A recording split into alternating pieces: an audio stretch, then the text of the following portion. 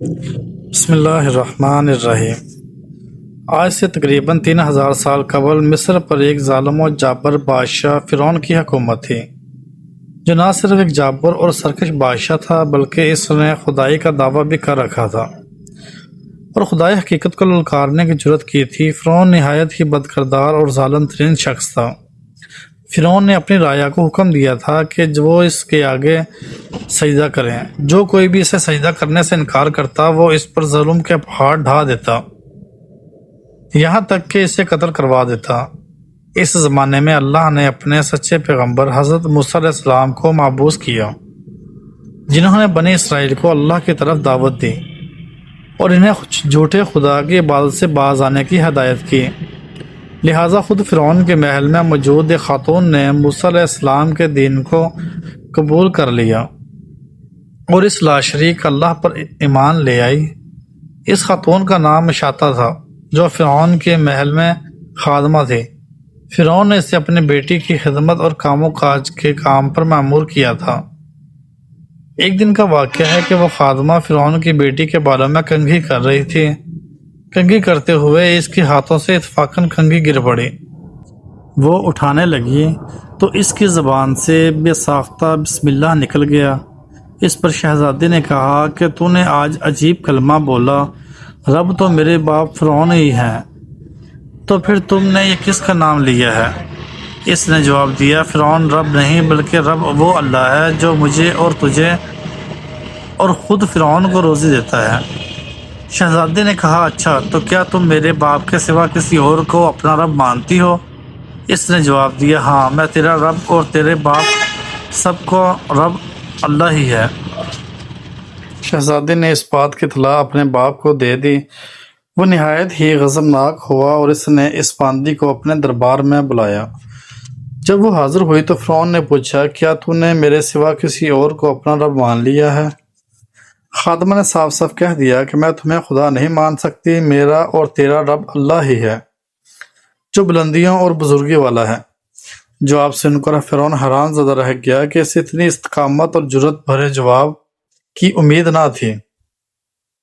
فرعون نے سوچا کہ اس عورت کو ایسی عبرتناک سزا دینی چاہیے کہ اس طرح کی جرت دوبارہ کسی شخص کو نہ ہو۔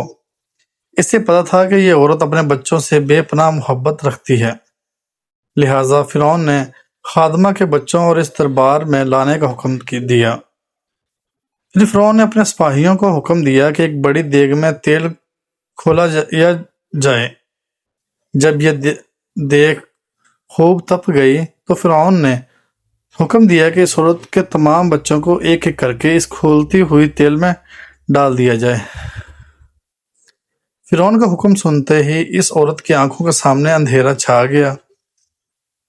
خادمہ نے نہایت ہی صبر اور ہمت سے کام لیا۔ سپاہیوں نے اس خادمہ کو ایک بچے کو پکڑا اور اسے گھسیٹتے ہوئے لے جانے لگے۔ وہ بچہ پکارتے ہوئے اپنی ماں سے کبھی مدد طلب کرتا، کبھی سپاہیوں سے رحم کی بھیک مانگتا، کبھی فرعون کی طرف امید بھری نگاہوں سے دیکھتا۔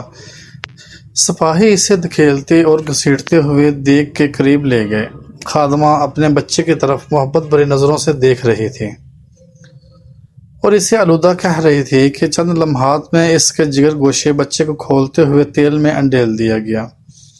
کچھ ہی لمحے میں اس معصوم کی ہڈیاں تیل کے اوپر تیرنے لگیں۔ فرعون نے خادمہ کی طرف دیکھا اور کہا، اب اس نادیدہ خدا کو چھوڑ دو اور مجھے رب مان لو۔ خاتون نے دلیرانہ نظروں سے فرعون کی طرف دیکھا اور اسے خدا تسلیم کرنے سے انکار کر دیا۔ فرعون اس ثابت قدمی اور ہمت کو دیکھ کر دنگ رہ گیا۔ تھوڑی دیر میں اس کے دوسرے بچے کو بھی تیل میں ڈال کر ہلاک کر دیا گیا۔ اب سپاہی اس خاتون کے سب سے چھوٹے بچے کی طرف بڑھے، جو شیر خوار اور معصوم تھا۔ جب سپاہیوں نے اس بچے کو چھینا تو بچے نے زور سے چیخ ماری۔ ماں کا کلیجہ منہ کو آ گیا اور اسے ضبط نہ رہا۔ وہ زمین پر گر پڑی اور زاروں کو تار رونے لگی۔ وہ عظمت والا لا شریک خدا اس عورت پر گزرنے والی قیامت سے خوب واقف تھا، لہٰذا اللہ کی طرف سے ایک معجزہ ظاہر ہوا۔ وہ شیر خوار بچہ جو ابھی بول بھی نہ سکتا تھا، اس کی زبان میں بولنے کی قوت آ گئی۔ بھرے دربار میں بچہ بول اٹھا، اے میری ماں، تو حق پر ہے، بے شک دنیا کی سزا آخرت کے عذاب کے مقابلے میں بہت لکھی ہے۔ فرعون کے دربار میں موجود لوگ اس بچے کی آواز سن کر حیرت زدہ رہ گئے، لیکن ان کے دلوں پر لگے کفر کے تالے پھر بھی نہ کھلے۔ کچھ ہی دیر میں اس بچے کو بھی دیگ میں ڈال لیا گیا اور یہ بے خطا اپنے تمام بچوں کو اپنی معصوم موت کے آغوش میں چلا گیا۔ آنکھوں کے سامنے فرعون کے ظلم کی بھیڑ چڑھتے ہوئے دیکھنے کے بعد اس کا خادمہ کا دل پھٹ پڑا اور وہ چاہتی تو اپنے معصوم بچے کو اس دردناک موت سے بچا سکتی تھی۔ اسے صرف ایک کلمہ کفر پڑھنا تھا، مگر یہ فقط جان بچانے کا ایک بہانہ ہوتا۔ مگر اسے یقین تھا کہ اس کے رب کے پاس اس کے لیے جو کچھ بھی ہے وہ اس ختم ہونے والی دنیا سے کئی زیادہ ہے۔ اب سپاہیوں نے اس خادمہ کو پکڑا اور دھکیل کر اس دیگ کے پاس لے گئے۔ خادمہ کے ذہن میں ایک بات آئی۔ اس نے فرعون کی طرف دیکھ کر کہا، رکو، میری ایک درخواست ہے۔ یہ سن کر فرعون کو کچھ امید پیدا ہوئی۔ فرعون نے کہا، ہاں بتاؤ، کیا خواہش ہے؟ عورت نے کہا، تو میری اور میرے بچوں کی ہڈیاں ایک ساتھ جمع کر کے ایک جگہ دفن کر دینا۔ پھر اس نے اپنی آنکھیں بند کر لی اور اسے بھی دیگ میں پھینک دیا گیا۔ اس واقعے کے 2000 سال کے بعد آخری نبی حضرت محمد صلی اللہ علیہ وآلہ وسلم اس دنیا میں تشریف لائے۔ آپ کو ایک رات معراج کے سفر پر لے جایا گیا۔ معراج کی رات جب نبی صلی اللہ علیہ وآلہ وسلم براق پر سوار ہو کر بیت المقدس پہنچے تو آپ کو مصر کی طرف سے ایک خوشبو آنے لگی۔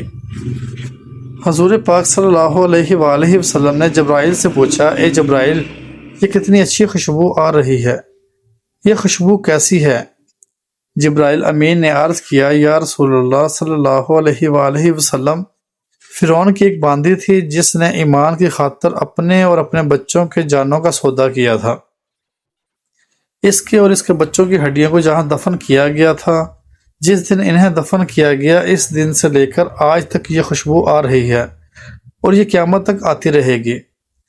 بے شک ہم خوش قسمت ہیں کہ اللہ نے ہمیں ایمان کی دولت سے نوازا، جس ایمان کو پانے کے لیے لوگوں نے اپنی اور اپنی اولادوں کی جان کے نذرانے پیش کر دیے، جبکہ ہمیں کتنی آسانی سے یہ دین اور ایمان مل گیا۔